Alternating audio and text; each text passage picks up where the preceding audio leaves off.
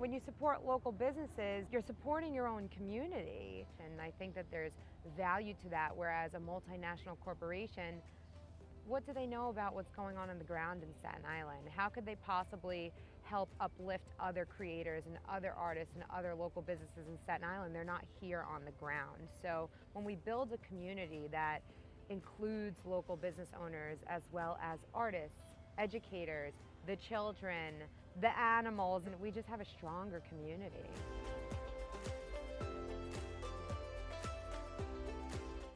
My name is Allie. My business is Glam Gardener NYC, and I've been running my business for 2 years. The way I like to describe Glam Gardener NYC is that we offer wild harvested and organic herbal products, education and art under one roof. Everything that Glam Gardener NYC offers has an emphasis on sustainable, ethical, and local. So all of the herbal teas are infused with ethically harvested wild plants that are usually invasive plants. My shirts and my totes are screen printed locally on Staten Island with organic cotton. The greeting cards are made from seed paper so they don't create any waste. So there really is a lot of thought behind the products.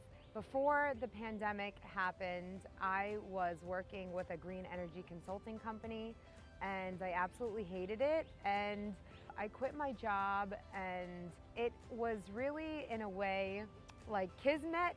So Glam Gardener NYC actually didn't start as a business. It started as an Instagram page. I just wanted to document my own gardening, give out some tips, connect with some other people, and one thing really led to the other. It's the most organic growth possible. So I decided, okay, I'm gonna start selling products now.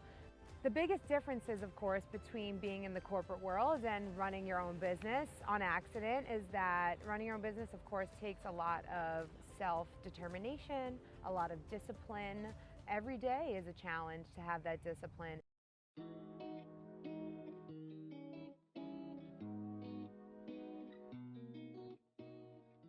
So my favorite part of the work that I do is probably interacting with people. I love just seeing the look on their face. They're very confused because it's not every day that people hear about taking wild plants out of, the forest and infusing it into herbal products like teas and tinctures. So I really get to see the reaction on people's faces when they learn that this is even a possibility.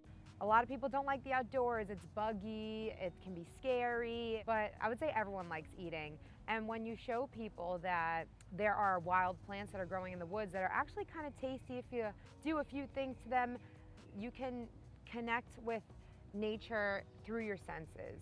Valuing nature as one of your core connections in this world is important for the preservation of our ecosystems. And the reason why it's important to preserve our ecosystems is because New York City is largely made of swamps and wetlands, which give us so many benefits. I mean, they're home to wild animals, they're homes to our pollinators, and they protect us from flooding, which I think is really important. One of the challenges there is that people may not be interested in protecting green space. They may say, hey, we need a storm more than we need the woods or the swamp. What good is the swamp anyway? So I hope to get people connected with nature so that they can at least value nature for what it truly does provide. I think foraging is really valuable because 1,000 years ago we were all foragers. And I think that there's something really grounding about connecting with something so ancestral and so primal.